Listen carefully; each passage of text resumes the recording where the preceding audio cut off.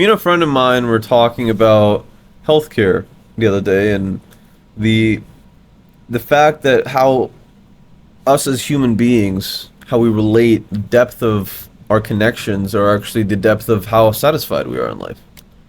It makes a drastic difference to have one friend that is willing to listen to us, one mentor that is willing to guide us, one parent that is willing to allow us the space to fail.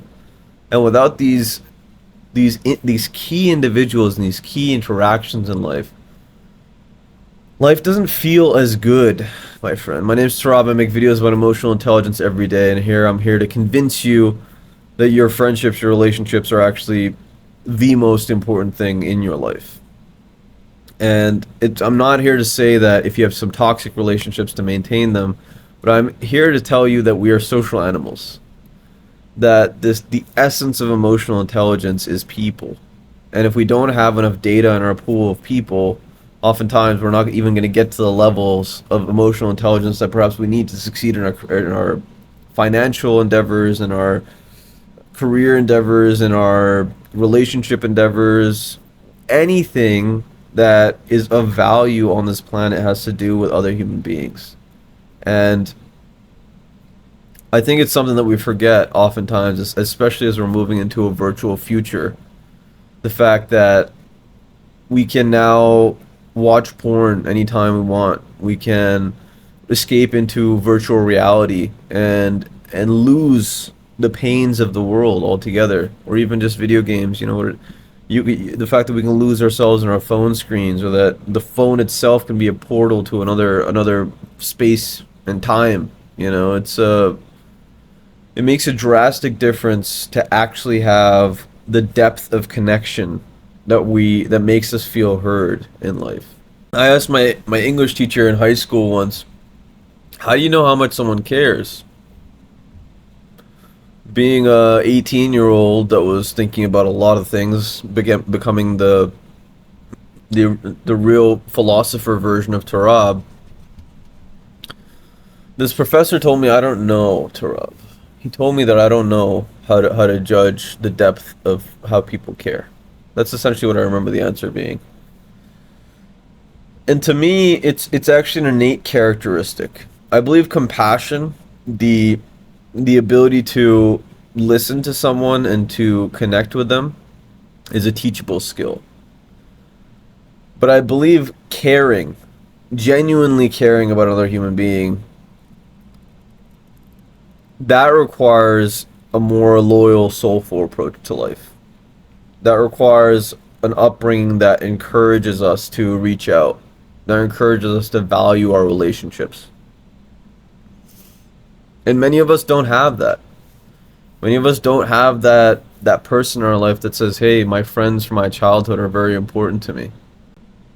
Or that, hey, you should reach out to this person, it's their birthday, or someone passed away. And I believe it's at the detriment to ourselves and to humanity as a whole to not value those relationships with other human beings.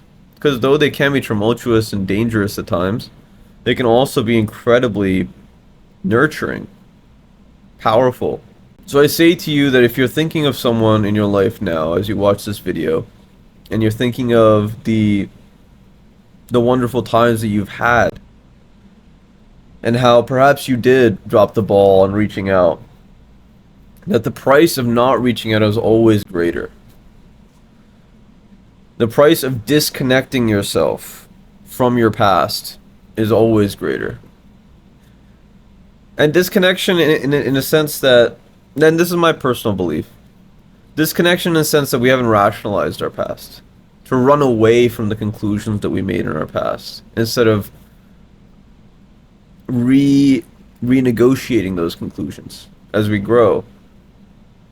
I think it comes at a detriment to our growth as humans. It comes at a detriment to our structure, our strength. It's like when we form muscle to almost rip the muscle apart. You have to have that expansion and compression in life with our ideas, with the things that we've been through. And there isn't very much in the human condition that affects us like interactions with other human beings. My friend was telling me that people in hospitals that have, life-threatening conditions, the vast majority of them that have those conditions, psychological or otherwise, when asked, do you have a friend, have a difficult time answering those questions. Like, what does it mean to have a friend? I believe it means to have someone that understands you in a way that no one else can. Someone that's there for you, even if you have failed. Or if you're in the process of coping. Friends are people that reach out to you in the blue when they're just thinking of you. Friends are people that we can confide in and perhaps find wisdom from, that we can build with. Whatever a friend means to you, please, please, please hold on to that idea in your life.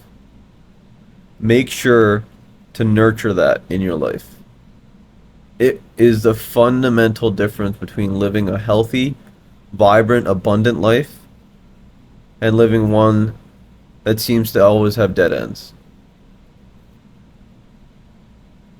I hope you found this video interesting. I can't stress it enough, honestly. It's the essence of my emotional intelligence for Terabify. It's the thing that gives me the perspective, perhaps, to share these things. I've moved a lot in my life, and I've met a lot of amazing people. And frankly, I've done decently at keeping touch with the ones that are good at keeping touch back. Actualize your potential catalyst. This world needs you, my friend. Take care of yourself. If you have a second, check out this video right here. Peace.